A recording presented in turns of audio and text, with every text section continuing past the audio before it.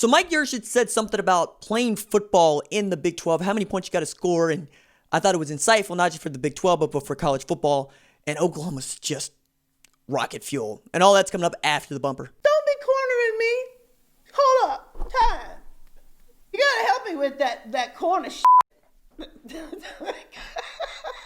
What's up, kinfolk? It's RJ Young. I am not on a step mill. Consider hitting the like and subscribe button because I upload a video every single day. It's always college football related, sports related. We have a good time. And today I'm reaching for my phone because I want to dig into a quote that Mike Yurcich gave on Sirius XM radio about offensive philosophy, his at Texas, and what it takes to win the Big 12 from the offensive side of the ball. You'll note that he was at Ohio State last year as the quarterback's coach, overseeing a Heisman finalist in Justin Fields.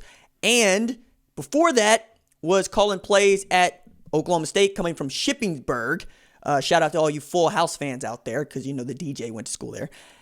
And oversaw an offense that just got buckets with Mason Rudolph and the like. Knows what he wants and is able to get tempo, speed, and get points in a league where points are what you do. Like Oklahoma proved, you can have a piss poor pass defense and win this league if your offense just gets buckets, which is what Mike Yurcich wants to do at Texas, saying, look, if you're going to win the Big 12, you got to be around 45 or 46 points per game. Keep that number in mind as we go forward.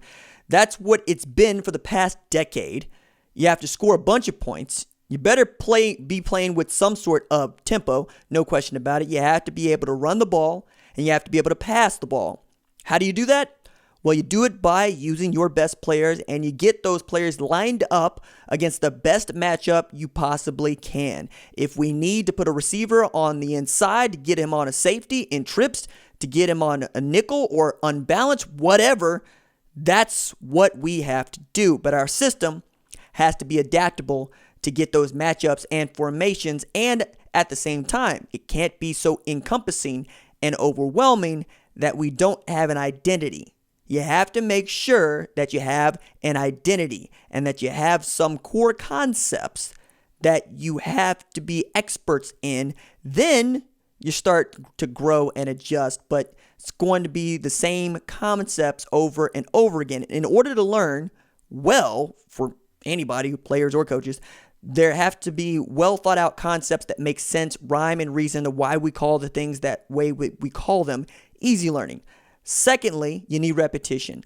I think those are the two most important things that equate to smart football teams, and that's what we have to be. It's well said from the offensive coordinator at Texas. I can't wait to see how he tries to enact that because I've said it and I'll continue to say it. This is the most talented Texas football team that we've seen since 2009 on blue chips alone. 54 of them, 63% of the roster is blue chips. Jake Smith's a monster. Brendan Eagles can be a monster. Roshan Johnson is becoming a monster. Bijan Robinson is a monster. Sam Cosmi at left tackle. Sam Ehlinger at quarterback. But what he said about scoring 45, 46 points a game is kind of sort of on the nose, because I take a look at the last 5 years, which at Oklahoma, which is the last, Lincoln Riley's tenure, as long as he's been calling plays at Oklahoma. And he averages, or Oklahoma averages, 44.6 points per game over those 5 years with 3 different quarterbacks. Oklahoma getting more buckets than a paint store. All right? Like it's yeesh. Like salt through a widower. Now, look, last year, Oklahoma scored a mere 42.1 points per game. That is the fewest amount of points scored on average in a season in Lincoln Riley's tenure. 42 a game. 7 friggin' touchdowns a game. All right.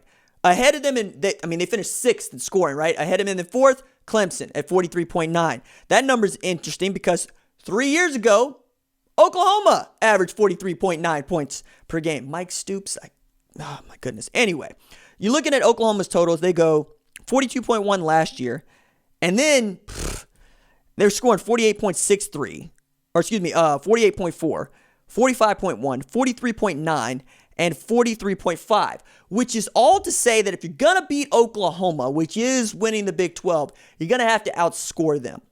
That's how Kansas State beat Oklahoma. They had needed to put up 48 to win by a touchdown and an extra point, 48-41. People forget that, right? Kansas State had to get buckets because Oklahoma was going to get buckets. Even in a game where they got outplayed, they still put up 41 points, all right? In that game that they barely beat Iowa State in, where Iowa State was a 2-point conversion away from winning, it was still a 40-point affair for both sides, right? And you talk about the L's that Oklahoma took in 2019. One, that 48-point outburst from Kansas State, and the other, of course, 63 points by LSU. But you're going to have to get buckets to beat Oklahoma, specifically in the Big 12, where everybody is expected to get buckets. Last year, Texas went 8-5, 7-5 in the regular season after scoring 35 a game, which used to be considered a lot of points. And by the way, it wasn't as if they didn't put up 38, right, on the eventual national champions. And you continue to look around college football, that's kind of what you got to do. You have to be adaptable. You have to know what your concepts are, but you also need to be able to play with great speed and get a bunch of plays in, because the days in which you could play 60 plays in 60 minutes and expect to win a football game are going by the wayside. I mean, there's a couple that still try to do that and can get away with it, like Wisconsin, for instance, or Georgia a couple of years ago. But even Georgia is modernizing its offense with Todd Monken coming in to call plays. Wisconsin apparently is just going to be Wisconsin forever. Same thing with Iowa, but neither one of those teams play for national championships. That's what we're talking about, let alone win the Big Ten championship, right? That's Ohio State, who modernized their offense with Urban Meyer and modernized it yet again with Ryan Day. And what are you seeing? You're seeing that they're in the playoff, they're winning conference championships, and they got a shot to win it all in 2020. Alabama watched Johnny Manziel and Cliff Kingsbury run roughshod over them in Tuscaloosa, and Nick Saban said, to hell with this, I have to modernize my offense. We can no longer play murder ball. We have to spread it, and we have to get in 85 plays a game. 80 is about where you want to get to. If you can get to 90, you're doing really great, which means that you're running to the line, you're snapping, you're going. You're running the line, you're snapping, you're going. You're running the line, you're snapping, you're going. Your offensive linemen have to be in great shape, and you have to be very, very careful about how many go routes and post routes you ask your wide receivers to play. As a matter of fact, Art Briles perfected this back when they set records with their offensive tempo and the amount of yardage, like the sheer tonnage that they were able to get, by saying to guys like Corey Coleman, who won the Biletnikoff Award, hey, on run plays, don't even run downfield. Don't even block. Just stand there. Take the play off, because we need your legs for when we call that go route next, when we call that post route next. We need you to be able to outrun these defensive backs and safeties who are going to be on high alert no matter what, because they play defense, right? I thought that was a really interesting way to go about playing football, and it certainly worked for Baylor. It didn't translate to the NFL, which the NFL hates because they look at college football and think of it as a minor league for what they do. But if you're Art Briles at the time running that offense, that's the way to do things. And I've been really interested to see who else was able to run that offense, because it's been famously guarded, right?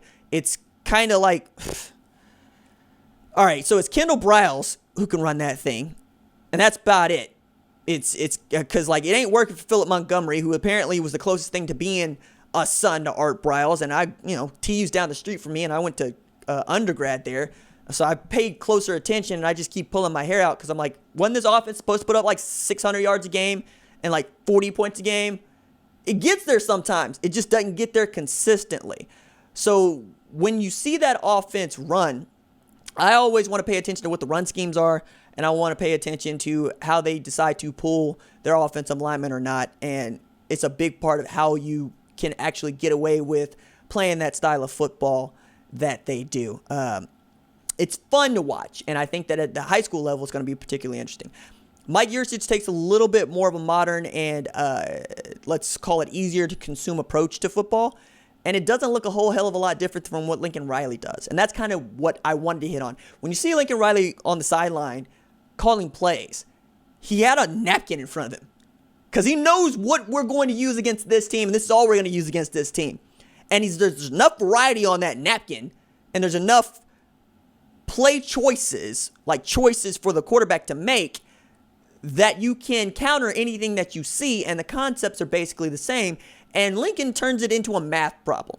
He floods an area, air raid, he floods an area with more bodies than you can cover, and uses misdirection to try to get his best athletes against your worst athletes. Not just get his best athletes in the open field, but get his best athletes on dudes that have no business being on him. When Texas beat Oklahoma, it's because Tom Herman and Tim Beck were good at that. When they were splitting out their tailback on Mark Jackson, out on the numbers. You knew he was cooked because that ain't what Mark Jackson does, right? Mark Jackson can't cover in space.